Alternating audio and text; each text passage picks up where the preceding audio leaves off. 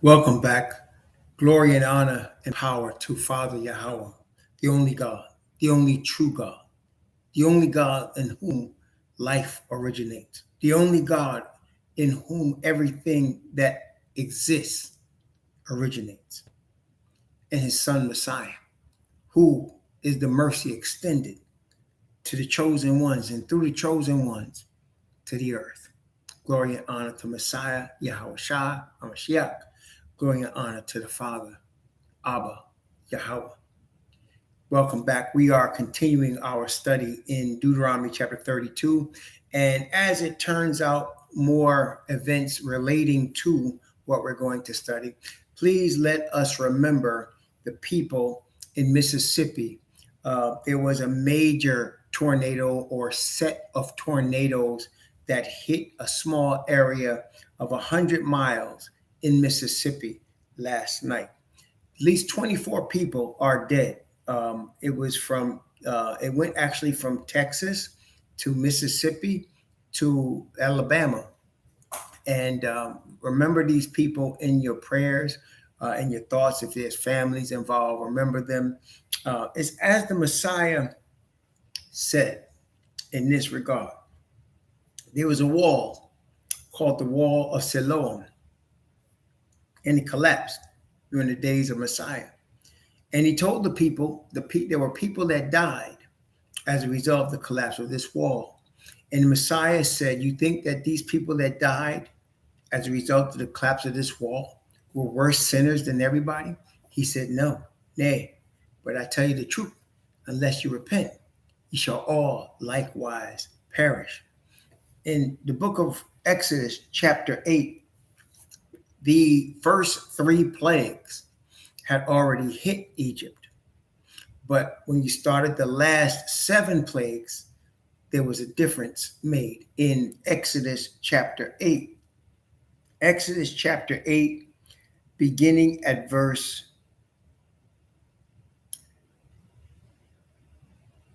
Exodus chapter 8, beginning at verse 20 and going from verse 20 down to verse 23. Exodus chapter 8 from verse 20 to verse 23. This is the fourth of the plagues, but the first of the last seven plagues. And we'll go into why we're going to this in a second. But Yahweh said unto Moses, rise up early in the morning and stand before Pharaoh. Lo, he cometh forth to the water. And say unto him, thus saith Yahweh, let my people go, that they may serve me. Else, if thou wilt not let my people go, behold, I will send swarms of flies upon thee, and upon thy servants, and upon thy people, and into thy houses, and the houses of the Egyptians shall be full of swarms of flies, and also the ground whereon they are. And I will sever in that day the land of Goshen, in which my people dwell, that no swarms of flies shall be there, to the end that thou mayest know that I am Yahweh in the midst of the earth. And I will put a division between my people and thy people. Tomorrow shall this sign be. So there came a point in the deliverance of our fathers from Mizraim in the land of Ham, where plagues were falling, and there came a point where the Father sent Moses to say, I'm going to now separate my people from your people. I'm going to put the plagues on just your people, and my people will not have these plagues, which implies something. Prior to that, all the people received the plagues. But it was when the awakening of the Israelites was in full effect. And that is illustrated in Ezekiel chapter 20. Before this, Most High was actually contemplating destroying Israelites because they were worshiping the gods of the Egyptians. And let's take a look at that in Ezekiel chapter 20. Ezekiel chapter 20. He tells the story of what happened prior to this separation in Ezekiel chapter 20, and he tells you why this happened. Ezekiel chapter 20, beginning at verse 1, Ezekiel chapter 20, beginning at verse 1, Ezekiel 20, from verse 1 down to verse 11. And it came to pass in the 7th year, in the 5th month, the 10th day of the month, that certain of the elders of Israel came to inquire of Yahweh and sat before me. Then came the word of Yahweh unto me, saying, Son of man, speak unto the elders of Israel, and say unto them, Thus saith the Most High Yahweh, Are ye come to inquire of me? As I live, saith the Most High Yahweh, I will not be inquired of by you. Wilt thou judge them, son of man? Wilt thou judge them? Because them to know the abominations of their fathers. And say unto them, Thus saith the Most High Yahweh, In the day when I chose Israel, and lifted up mine hand unto the seed of the house of Jacob, and made myself known unto them in the land of Egypt, when I lifted up mine hand unto them, saying, I am Yahweh, your Most High, in the day that I lifted up mine hand unto them to bring them forth of the land of Egypt into a land that I had espied for them, flowing with milk and honey, from which is the glory of all lands, then said I unto them, Cast ye away every man the abominations of his eyes, and defile not yourselves with the idols of Egypt. I am Yahweh, your Most High. But they rebelled against me, and would not hearken unto me.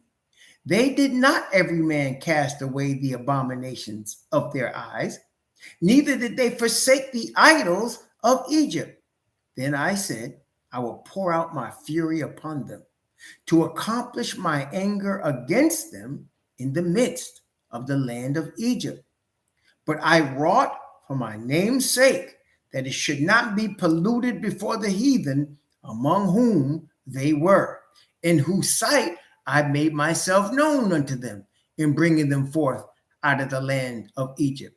Wherefore I caused them to go forth out of the land of Egypt and brought them into the wilderness. And I gave them my statutes and showed them my judgments, which if a man do, he shall even live in them. So he was about to destroy our fathers in the land, which is why the first of the plagues hit our fathers. When they started to call on Yah, when they started listening to Moses, then he said, okay, I'm going to sever my people from their people. So what does that have to do with now? The plagues have already begun. Think about that. Have you noticed how many different things are hitting the state of California? You're getting floods. You got snow in Los Angeles. You're getting hail. You're getting fire every summer. Major fire. The fire has gotten so bad, it has spread from the west coming toward the east and has hit Colorado. The fires have gotten so bad. The Colorado River provides water to at least 3 or 4 states, and it's drying up. And now in Mississippi and in the areas of the South there, in that part of the world, they're getting major tornadoes every year. That's bringing death and destruction with it. You're now getting places that are getting hit with earthquakes that traditionally had not been hit with earthquakes. Places like Florida are getting major intensifying hurricanes. The water levels are rising so that now more water is covering more land than any time in history. You're getting the same things happening in other parts of the world as well. Judgments have already begun.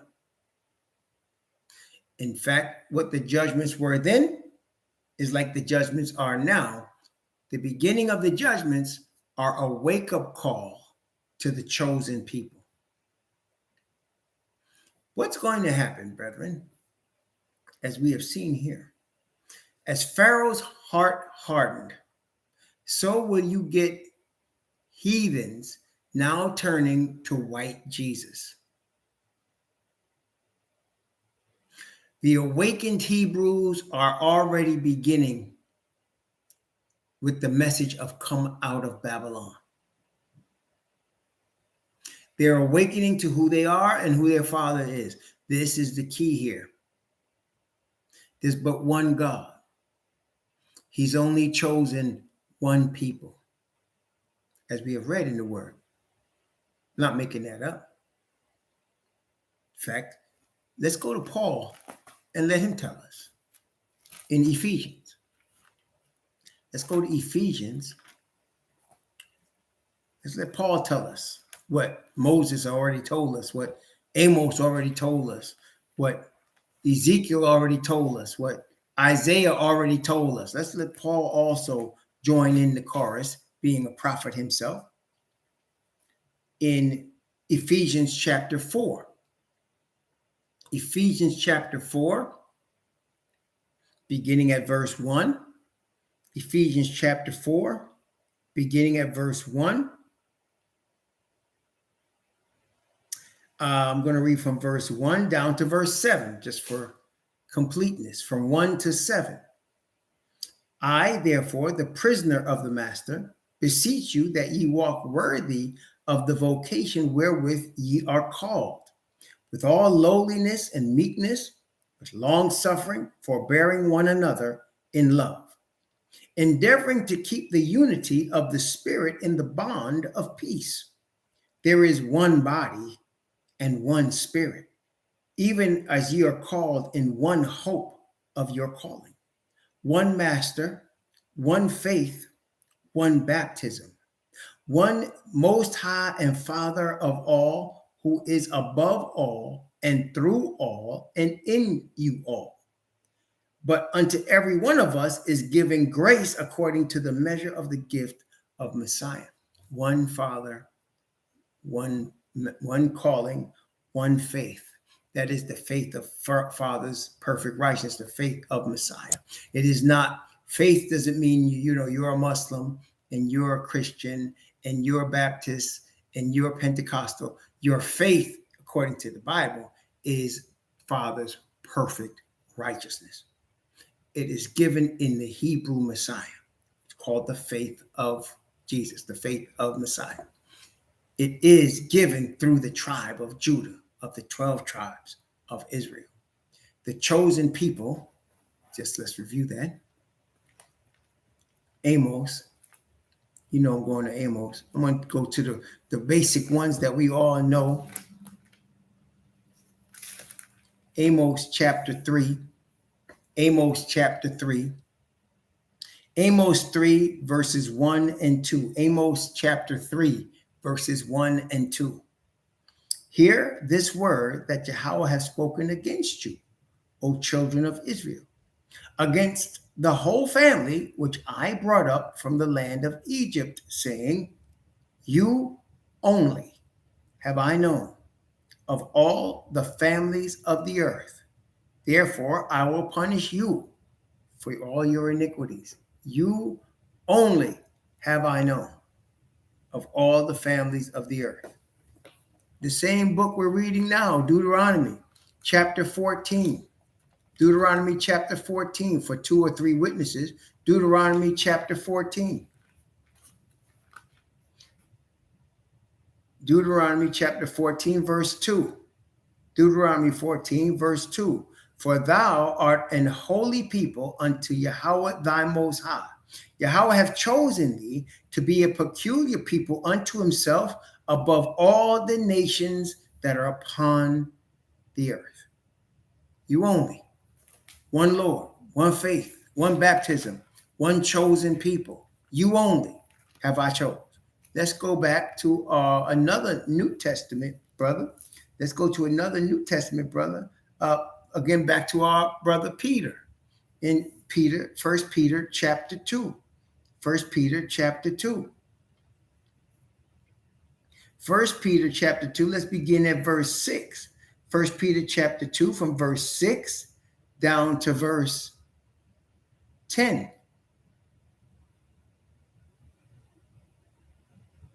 Oh, yeah.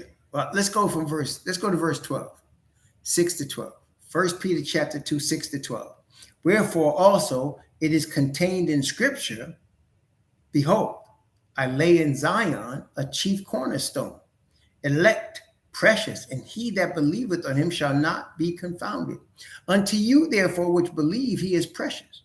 But unto them which be disobedient, the stone which the builders disallowed, the same is made the head of the corner, and a stone of stumbling and a rock of offense, even to them which stumble at the word, being disobedient, whereunto also they were appointed. But ye, you Israelites, are a chosen generation, a royal priesthood, an holy nation, a peculiar people, that ye should show forth the praises of him who have called you out of darkness into his marvelous light, wherein in time past were not a people, but now are the people of Yah, which had not obtained mercy, but now have obtained mercy.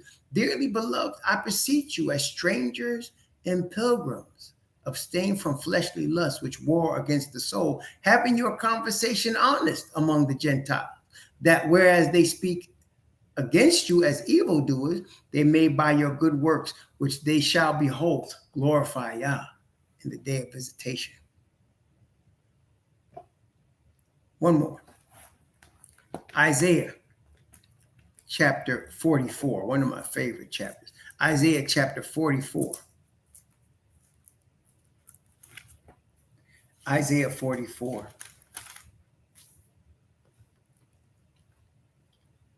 I'm going to start at verse 1. And this, brethren, really shows us where we are right now. Isaiah chapter 44, beginning at verse 1 and going down to going down to verse 21. Actually, verse 22. Isaiah chapter 44, from verse 1 to verse 22. Isaiah 44, 1 to 22. Yet now hear, O Jacob, my servant, and Israel, whom I have chosen. Thus saith Yahweh that made thee and formed thee from the womb, which will help thee. Fear not, O Jacob, my servant, and thou Jeshurun, whom I have chosen. For I will pour water upon him that is thirsty, and floods upon the dry ground. I will pour my spirit upon thy seed, and my blessing upon thine offspring. And they shall spring up as among the grass, as willows by the water courses. One shall say, I am Yahweh's, and another shall call himself by the name of Jacob, and another shall subscribe with his hand unto Yahweh, and surname himself by the name of Israel. Let me ask you, why would Israelites have to surname themselves Israelite names? Why would it, does that make sense to you? Why would an Israelite of the seed of Jacob have to surname himself? It says, they shall ascribe, call himself by the name of Jacob, and surname himself by the name of Israel. Why would Israelites by blood, he's talking, he said, here, Jacob, my servant. Why would Jacob? That's right, because their names have been changed and they're trying to get their old names back. That's right. They were given names by your faith and they're trying to get their own names back. So this is prophetic. See what I say when I say this is us today? Because he's saying people are going to start to call themselves Ruel, Imana Pakash, Gabar Sadat, names that are not on your birth certificate by your government. Different names, because our names have been taken from us and we're trying to come back to where we belong, right? Okay, verse 6. Thus saith Yahweh, the King of Israel and his Redeemer, Yahweh of hosts. I am the first and I am the last. Beside me, there is no God. That's pretty plain, isn't it? Remember, one God, one Lord, one faith. He said, beside me, there is no God. And who as I shall call and shall declare it and set it in order for me, since I appointed the ancient people and the things that are coming and shall come, let them show unto them. Fear ye not, neither be afraid. Have not I told thee from that time and have declared it? Ye, Jacob, are even my witnesses. Is there a God beside me? Yea, there is no God. I know not any. You don't know if Jesus is God? He's not. Well, why does it say in the beginning was the Word, and the Word was with God, and the Word was God? Because Messiah was set forth as the representation of the Father. He speaks to us on the Father's behalf. He is not the Father, but he speaks to us on the Father's behalf. Don't you ever think that there's more than one God. Ain't but one. Messiah say, I go to my God and your God, my Father and your Father. Now, Messiah is Messiah, the anointed chosen one, the prophet, priest, and king, no doubt. But he's appointed those things by the one that says, is there a God beside me? I don't know any God. That's pretty plain. There is no God. I know not any. So, well, it's a reminder of why we're going through this. Because he has one chosen people. He has one chosen people, and there's only one God. His chosen people are scattered into their enemies' lands. And we are already seeing the judgments in the land of our enemies. The wake-up call has already begun. The wake-up call has already begun. Okay? This is how close we are. That's why we're looking at 2027 and 2032. The wake-up call has already begun, brethren. And he's trying to get us to go back to him, not to white G's, not flock to churches. They're not going to be able to help you. Not you who are from Jacob. They're not going to help you. They can't. They might even mean well. They might mean to help you because a lot of these Christian churches are just ignorant. But ignorant isn't bliss. Father's calling us back to himself. And from the nations upon which we've been scattered, he has begun already to bring judgments. Already. Okay? Already started. Not something, again, this is how deep we are in prophetic utterance right now. We're not talking theory. We're talking experience. When we talk about being awakened, that's not theory, that's experience. Y'all can bear witness. When we talk about generational curses, that's not theory, that's experience. And now, when you talk about judgments, that's not theory. What just happened last night in Mississippi? You think that's the only place that happened? Or the only time that happened? Did we not have a hurricane that started in Florida this past winter and came across the state, had alligators swimming in the streets of Orlando, Florida? 100-mile-an-hour winds, that was just this past. Did we just not last summer have active fires all in the West? So much so that parts of Colorado were darkened. The sky was darkened by reason of the smoke. This is not theory. This is happening. This is real. Okay, so he is awakening right now the people of Yah. Those that are going to be heathen are going to go to their heathen gods. They're going to look at the gods of the heathen and they're going to go. But those of us that are now awakening, we're being called out of Babylon. Come out of her, my people. It's saying it already. Come out of her. Come back to your God. The God of your fathers, literally the God of your fathers. They've already begun. Just the last 7, that's going to hit once we're on the sea of glass. But until we're on the sea of glass, plagues have already begun. Judgments, I think we could safely say, the judgments are in the land. Are they not? Judgments in the land already. Chaos has already broken out. It's going on in not just the United States, but it's happening here, but it's all over. Judgments are already begun. Okay. And the Father is calling his people out Babylon, starting where most of Judah has been. See, on the west coast of Africa was mostly Judah. Judah taken into slavery in all of these nations, Brazil, all of the islands in South America, Central America, and of course, in the main hub, the United States of America, and Canada too. Judah has been taken captive in this place, and it's going to get worse here. Okay. And I think I'm not the only one that sees it. Y'all could bear witness. Y'all know people are already seeing it. And some people like, we got to get out of here. Am I lying? Some people are already saying, we got to get out of here. This place is getting ready to get hit. We got to get out of here. People are already coming to that conclusion.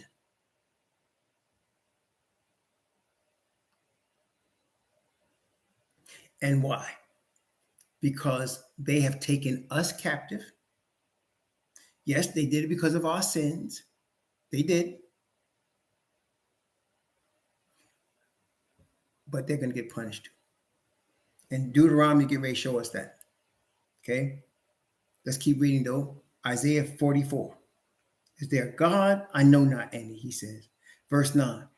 They that make a graven image, and are all of them vanity, and their delectable things shall not profit.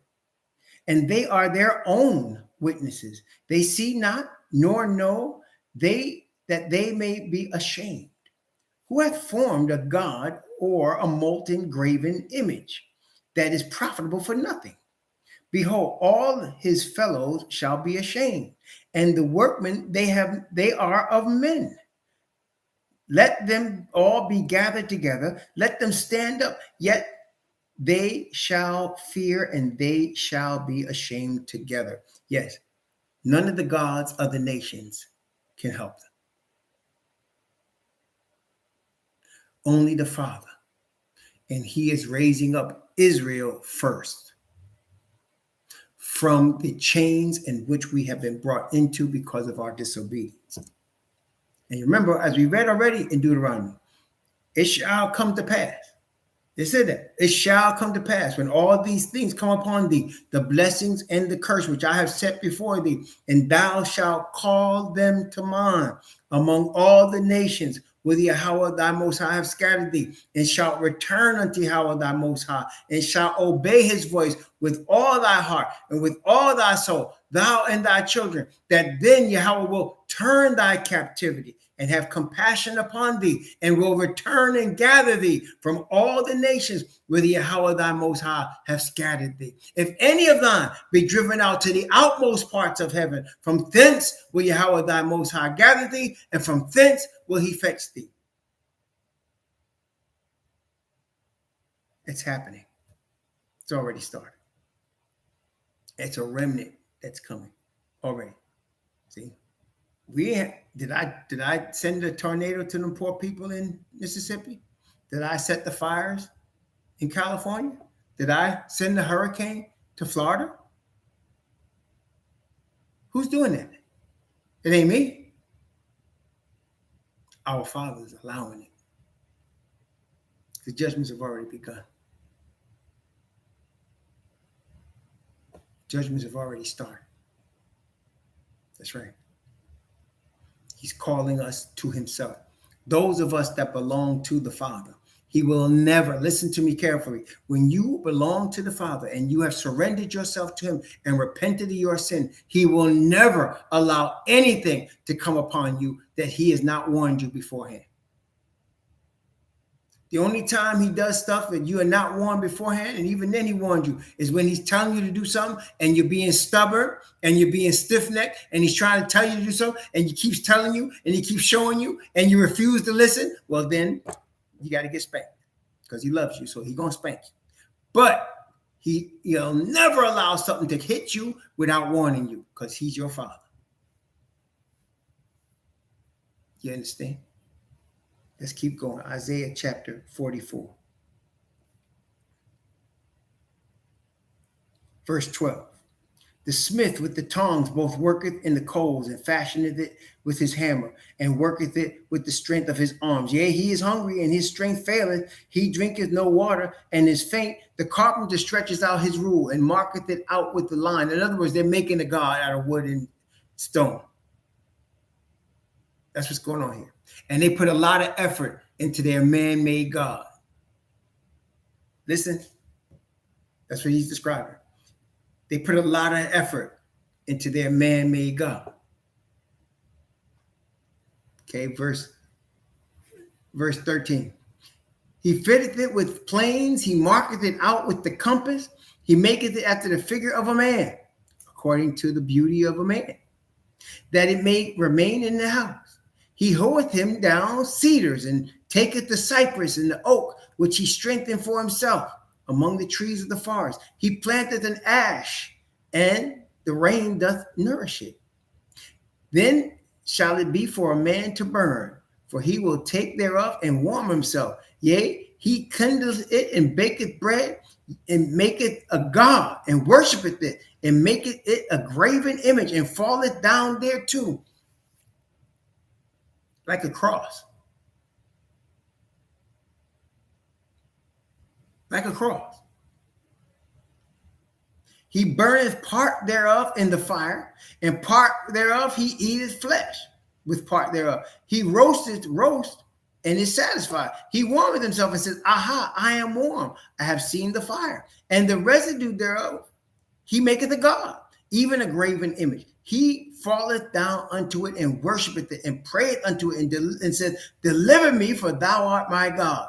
They have not known nor understood, for he hath shut their eyes, that they cannot see, and their hearts, that they cannot understand.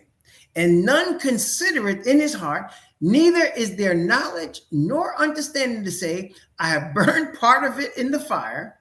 Yea, also I have baked bread upon coals thereof. I have roast flesh and eaten it. And shall I make the residue thereof an abomination? Shall I fall down to the stock of a tree? He feedeth on ashes. A deceived heart hath turned him aside, that he cannot deliver his soul, nor say, Is there not a lie in my right hand? Verse 21. Remember these, O Jacob and Israel, for thou art my servant. I have formed thee, thou art my servant. O Israel, thou shalt not be forgotten of me. I have blotted out as a thick cloud thy transgressions, and as a cloud thy sins return unto me, for I have redeemed thee.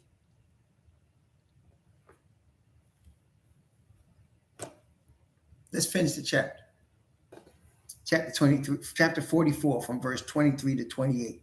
Sing, O ye heavens, for Yahweh hath done it. Shout, ye lower parts of the earth. Break forth into singing, ye mountains, O forests, and every tree therein. For Yahweh hath redeemed Jacob, and glorified himself in Israel.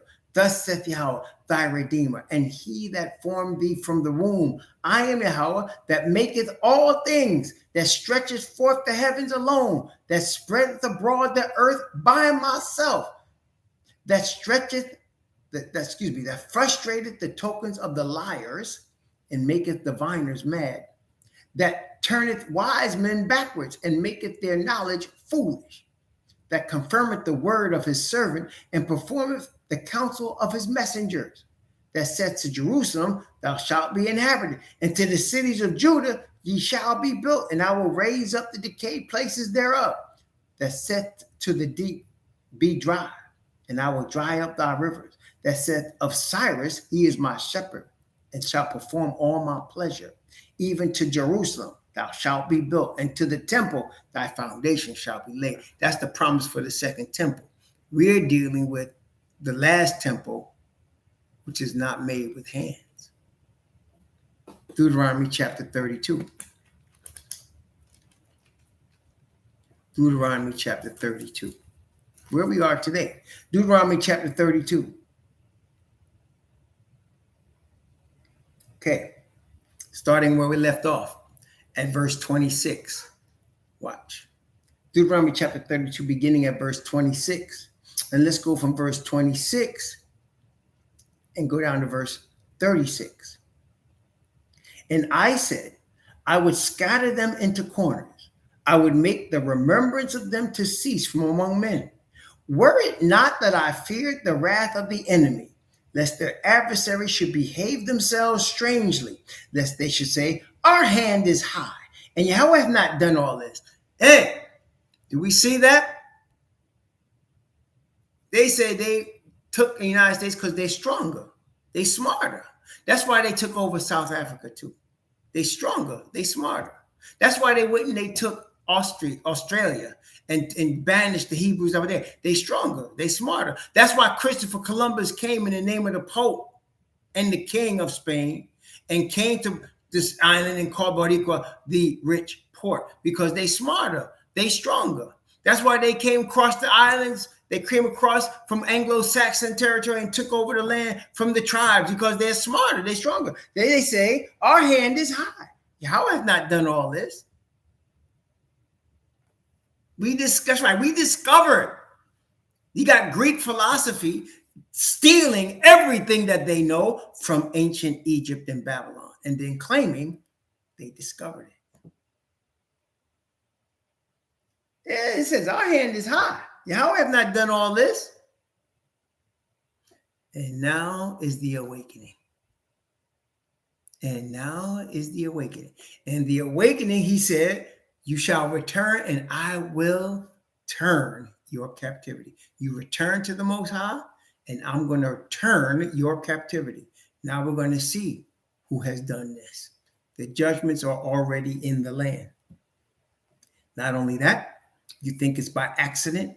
We're now looking at the sky and seeing the moon phases and understanding where they go and where the feasts are and where the day of judgments are and what the feasts mean and where the last feast is going to be and when it's going to be.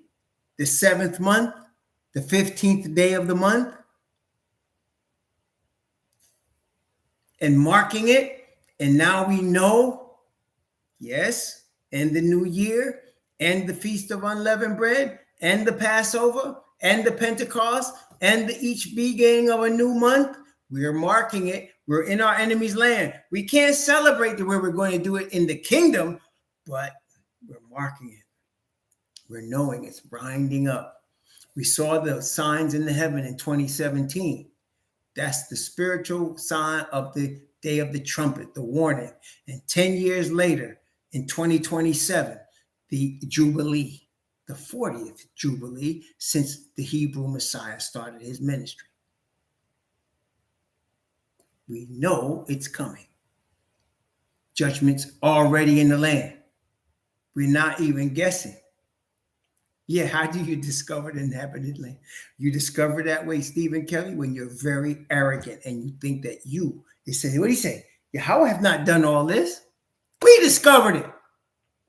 Egyptians were doing, in the land of Ham, they find out eye surgeries. Eye surgeries. They go into these pyramids and they preserve these bodies. They discovered embalming. And yet the Europeans discovered it. They found mathematics. Already they were into mathematics and creating trigonometry, is the study of triangles. That's what trigonometry is, the study of triangles. Geometry is the study of angles. And yet they'll tell you the greatest mathematicians came out of Germany. Really? Yahweh have not done all this. We discovered it. That's right. All right. Let's continue. Verse 28. For they are a nation void of counsel, neither is there any understanding in them. Talking about us now. He's going back to talk about us. He's talking about what the heathen going to say when we're in their land. Now he's talking about us. For they are a nation void of counsel, neither is there any understanding in them. Oh, that they were wise, that they understood this, that they would consider the latter end, how one should chase 1,000 and two put 10,000 to flight, except their rock had sold them and the Yahweh had shut them up. See, now look, he said, this is our latter end. Where are we, brethren? We're in the latter days, are we not? He said one should chase 1,000 and two would put 10,000 to flight.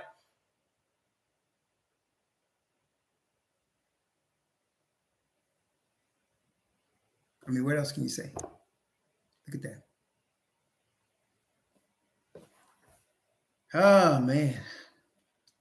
Verse 31. And this is now he's going back to the heathen. He says, for their rock is not as our rock, even our enemies themselves being judges. For their vine is of the vine of Sodom and the fields of Gomorrah. Now, let's talk about this for 1 second.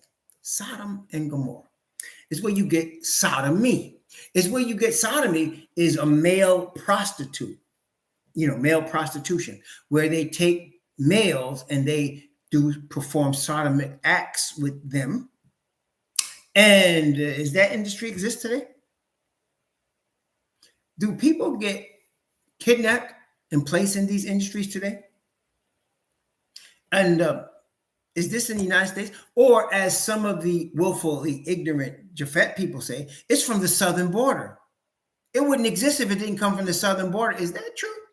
Or is it really statistically true that about 90% of all sexual crimes are by Caucasian males?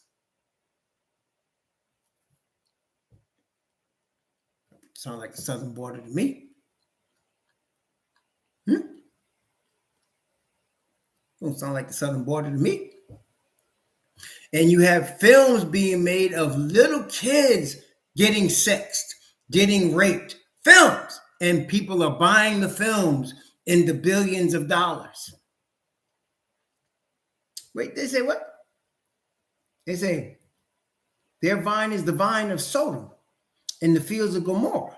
Their grapes are the grapes of gall. Their clusters are bitter. Remember gall and wormwood? Remember what that represented from Deuteronomy 29? Men with their own man-made religion out of the imagination of their own heart. You see, brethren, what the Most High has taught us? If you stick with his word, you have his word. If you add to his word or you take away from his word, you don't have his word anymore. That's why you can take pieces of scripture and you can add to them or take away from them and call yourself following the Bible like they do in a lot of these religions, and you don't have nothing. You really don't have anything because you took and added or took away from what he gave to his people. To his people. I am the Lord thy God, which brought thee out of the land of Egypt, out of the house of bondage. Thou shalt have no other gods before me. There's only one people that fit that description. That wasn't given to everybody. See, people think the 10 Commandments is for everybody. No, it was only given to Israel. It was for Israel to teach you. When you don't have Israel teaching you, you don't have nothing. That's why the Bible says in the first 4 trumpets that there was darkness over a third of the land. The stars didn't show in her light. The sun didn't shine. Why? Because when Israelites are not teaching you, you don't have nothing. You don't have nothing. What you got left is Christianity. Where we get Christianity from? We didn't get it from Messiah. We got it from Rome. Christianity came from Rome. Rome is the children of Japhet. You got it from Japhet. That's where you got Christianity from. You didn't get it from the apostles. They didn't call themselves Christians. Where you get it from? Japhet. Where you get Islam from? Japhet. I know it's with, they say it's with Ishmael, and they say it's with Shemites because they're Arabs, but it was discovered and planted by Catholics. Khadijah was a Catholic. So was her father. They taught Muhammad what he discovered. They taught him what he discovered. And that was 100 years after Catholicism. Because Catholicism made an experiment And they decided to create this religion to try to bring the Arabs under control of Catholicism. It was like they were scientists that went into a lab and they were trying to make something and it exploded in their face and it became Islam and they couldn't control it anymore. That is why you start having all these wars after the end of the Ottoman Empire, which was in the early 1900s. You had all of these wars that was in the Middle East. It wasn't because they wanted a war in the Middle East because to fulfill Armageddon. That was garbage. No, it was to bring them under subjection because they had went crazy. The experiment went nuts. And it was to bring them under subjection. And you're seeing that now. All of those nations that are Islamic nations, they give honor to the Pope of Rome. You could ask people that are there, ask Christians that are in Islamic nations. The only church they will allow in Islamic nations is the Roman Catholic Church. They won't allow any other Christian nation. They'll allow Roman Catholic Church. In some nations, if you are found trying to proselytize Christianity that's not Roman Catholic, you can get killed. But if you're a Catholic, if you're a priest, you could go in there. No problem. Okay, you can go in there. And sometimes they'll set up death for Catholic priests just for show, just to make them think that, they're, pilgrims too. But anyway, yeah. Praise the Most High. He shows us all of this in his word. Okay, let's go. Verse 33. Their wine, and this Paul quotes this in Romans. He quotes this, I believe it's Romans chapter 3, he quotes this. Their wine is the poison of dragons and their cruel venom of asps. See, he quotes this, Paul does, which I know off the top of my head. I know it's in Romans chapter 3. I think it's Romans chapter 3. He quotes this. Is not this laid up in store for me and sealed up among my treasures?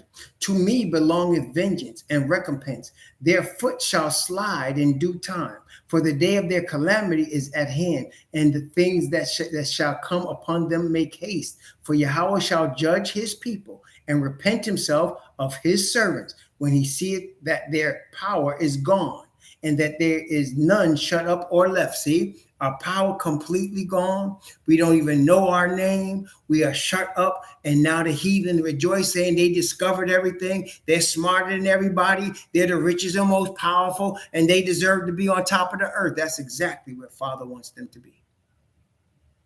That's exactly right before their downfall. And you're already seeing the judgments in the land. The judgment's already in the land, and people are already waking up. You're already seeing it. Okay, now they won't acknowledge that, but that's okay. That's their business. We know from the word of the Most High. Okay, that's all we need to know. Verse 36. For Yahweh shall judge his people and repent himself for his servants when he seeth their power is gone and there is none shut up or left. This is Moses' prophecy in the day he was going to die to our fathers. Remember that. That's what we read. Okay. And he shall say, where are their gods, their rock in whom they trusted, which did eat the fat of their sacrifices and drank the wine of their drink offerings? Let them rise up and help you and be your protection. Can white Jesus protect you? Those of us in the United States have been in this land for more than 400 years. Has white Jesus protected us? Has white Jesus stopped us from being lynched and shot and arrested? Has white Jesus stopped us from being redlined? Has white Jesus stopped us from getting killed from heroin and crack? Have white Jesus helped us in this area? They got white Jesus churches all over our red line neighborhoods. Surely he had delivered us by now. How about all the Reverend Jesse Jackson and the Reverend Al Sharpton? Surely these leaders would lead us out by now. How about the most honorable Louis Farrakhan? Where has he led us? Oh, yes, he called the Million Man March. Oh, yes, we were delivered then, weren't we? We must have been. I know there were some positives here, but let's be real about it. We did not get delivered. We've been suckered. We've been taken. We've been hoodwinked. Let's be real about it. When it's deliverance time, it's deliverance time. And I'm going to tell you right now, it's deliverance time. It's deliverance time. We are now being awakened. It's deliverance time. If I was this age 40 years ago, 50 years ago, I'd probably be killed by now. It's like Malcolm X. I ain't no better than him. Definitely not. Or Fred Hampton, or any of the brothers that was murdered. But see, the difference now is that it's time. You understand? It's time. That's the only difference. The Most High has raised all of us up, brothers, because it's time. As we talked about last night, before the earth was founded, he had us set for this time.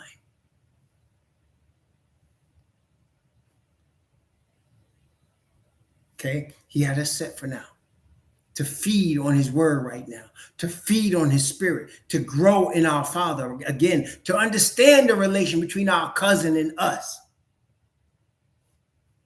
He has set it up for now, for this time. No coincidence, brother. There's no such thing as a coincidence with the Father. No such thing as it just happened to happen. Okay? No such thing. Now it's time. Okay? And we're realizing there's no million-man march that's going to help us. There's no million-man march that's going to help us. There's no reverend doctor that can lead us anywhere and do anything for us. There's no amount of reparations they can actually give us with these dead presidents to actually make a change in the nation. It's not going to happen. Our deliverance is from our Father, just like Moses was trying to tell the people of Israel when they were in Mizraim. What did he say? The Father said, you tell them, I am sent you. Ahaya. Ashar, Ahaya. You tell them. They didn't know, your fathers, Abraham, Isaac, and Jacob, didn't know my name. Yahweh. But you know what? I'm telling you my name. Yahweh. That's my name. You tell them. Tell them. Brethren, we're all awakening. It's not just me or anybody. It's all of us. We're awakening. We're brothers. We're awakening into the truth. Praise the Most High. It's time, isn't it? It's time. Okay. Verse 37. And he shall say, where are their gods, their rock in whom they trusted? What did eat of the fat of their sacrifices and drank the wine of their drink offerings? Let them rise up and help you and be your protection. See now that I am he, and there is no God with me. I kill, I make alive, I wound, and I heal. Neither is there any that can deliver out of my hand. I will lift up my hand to the heaven and say, I live forever. If I whet my glittering sword, and my hand take hold on judgment, I will render vengeance to mine enemies and will reward them that hate me. I will make mine arrows drunk with blood, and my sword shall devour flesh, and that with the blood of the slain of the captives from the beginning of revenges upon the enemy. Rejoice, O ye nations. Wait, watch this. Rejoice, O ye nations, with his people. Wait, let me read that again. This is for you children of Yafet and Ham. Listen, verse 43. Rejoice, O ye nations, with his people. For he will avenge the blood of his servants and will render vengeance to his adversaries and will be merciful unto his land and to his people. Rejoice with his people. Come out of her. Rejoice with his people. Yeah, we are those people. Rejoice with, he tells the nations, that's the Gentiles. He said, O ye nations, anytime you see nations, it's Gentiles. He said, O ye nations, rejoice with his people. And he will avenge the blood of his servants. That is, he will avenge the blood that was spilt of the Israelites. He's going to revenge the Israelite blood. And be merciful unto his land and to his people. And Moses came, verse 44, and Moses came and spake all the words of this song in the ears of the people. He and Hawashai, notice it says Hawashai, the son of Nun. That was Joshua's original name from his parents. It was called Hawashai, meaning to save. exists to save. But then Moses changed his name to Yahweh. Yah exists to save.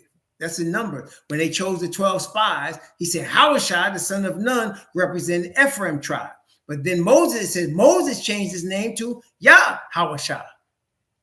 Hosea is the same word. The book of Hosea, that's Hawashai. It's the same word. Okay. Hawashai, the son of Nun. They were teaching the people this song. And Moses made an end of speaking all these words to all Israel. And he said unto them, set your hearts unto all the words which I testify among you this day, which ye shall command your children to observe to do all the words of this law. For it is not a vain thing for you, because it is your life. And through this thing ye shall prolong your days in the land, whither ye go over Jordan to possess it. And Yahweh spake unto Moses that self same day, saying, get thee up into this mountain, Abirim, unto Mount Nebo, which is in the land of Moab, that is over against Jericho. And behold, the land of Canaan, which I give to the children of Israel for a possession, and die in the mount whither thou goest up, and be gathered unto thy people, as Aaron thy brother died in Mount Or, and was gathered unto his people, because ye transgressed against me among the children of Israel at the waters of Meribah Kadesh, in the wilderness of Zin, because ye sanctified me not in the midst of the children of Israel. Yet thou shalt see the land before thee, but thou shalt not go thither into the land which I give to the children of Israel. Why did he let him see it and said, you can't go in? It's almost like he was teasing Moses, wasn't it? But he really wasn't teasing Moses. He was punishing Moses, because Moses, as the leader, should have been pointing the people constantly to the Father. But them really wild Negroes got on my brother's last nerve, hit the third rail, and homie tripped and said, must we fetch you water out of this rock, ye rebels? That's what y'all tend to do to a brother.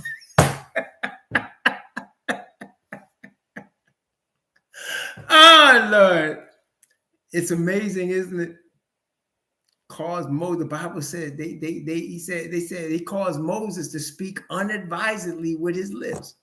That's what you stiff-necked Hebrews tend to do to a brother. This brother was called the meekest man on the face of the earth, and y'all had him tripping so that he lost his spot.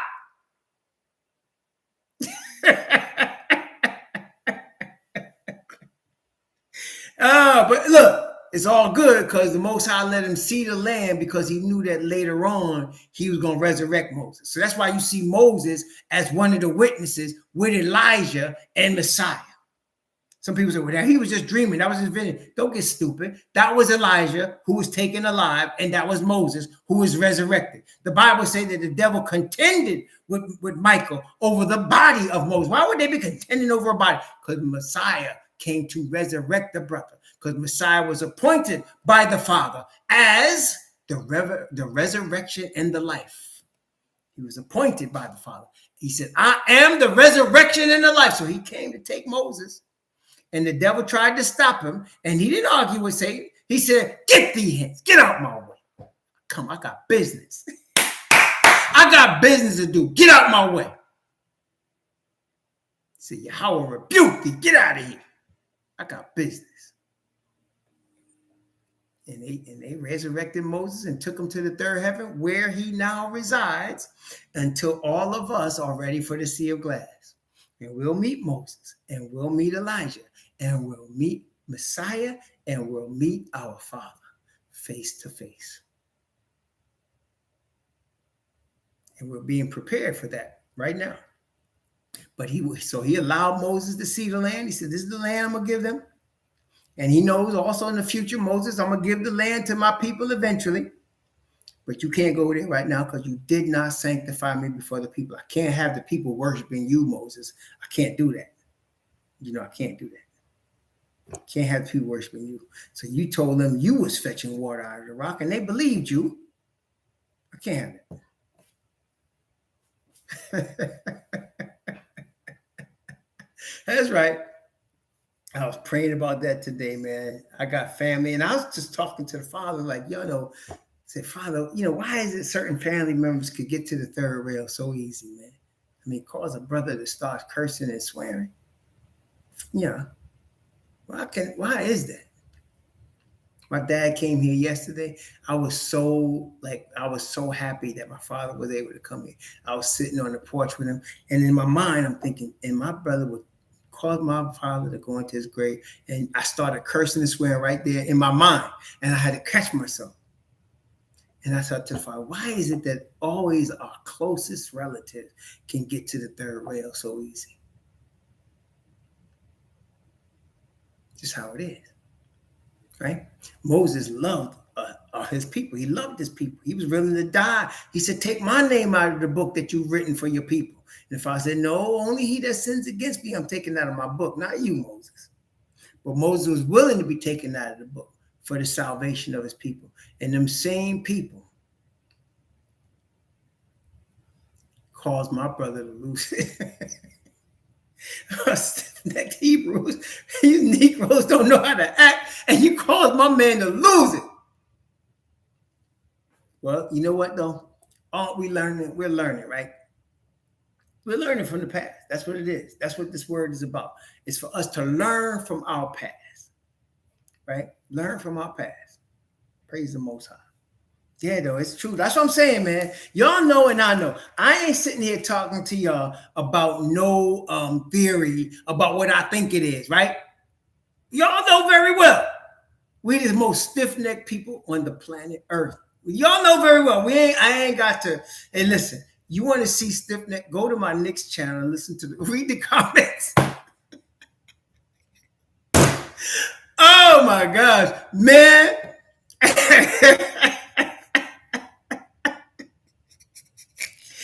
I'm trying to tell y'all.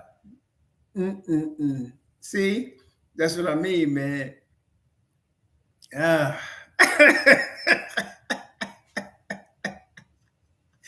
Oh man.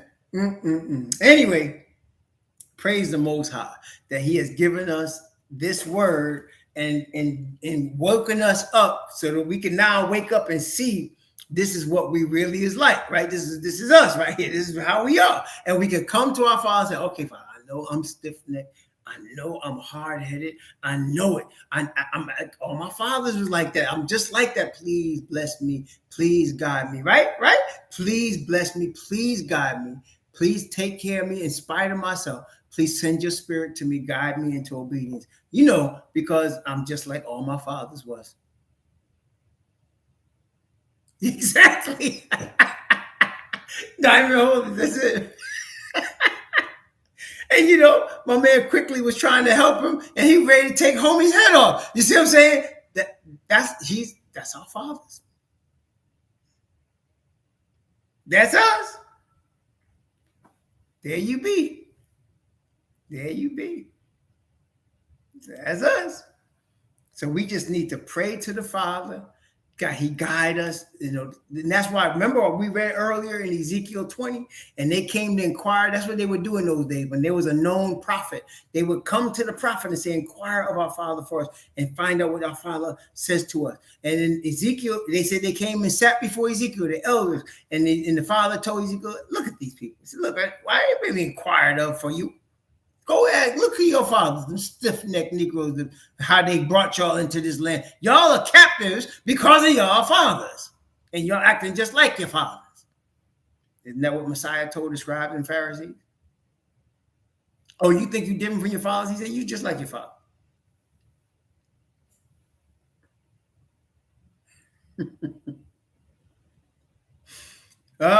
Judah is not hard to find. Judah is not hard to find.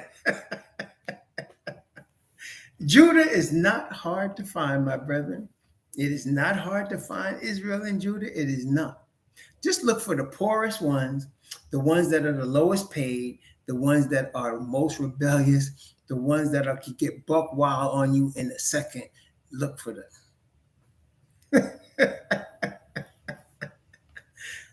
Praise the Most High. Goodness, man.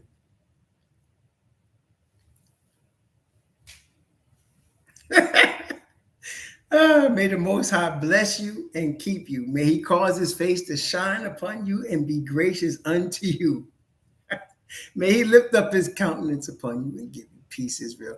Shalom, fam. Hey, listen, next week, next Shabbat is April 1st, and y'all know what that means. So April 1st is next Shabbat, which means by that Monday, I'm going to be talking to the hotel there at the Lawn Dunes, whatever it's called over here in Florida, and we getting our numbers together. We got a nice crew. We got a nice crew for Memorial Day weekend. It's going to be a beautiful time. We got a nice crew. I'll go over the numbers another time, but yes, we got a nice crew. Any of y'all want to come, please send your money or tell me something, because the door's about to close on that thing, fam. So I'm just telling you that right now, okay? Pray to the Most High and pray for us too. Okay, shalom. Yes, man, get our shofars. That's right.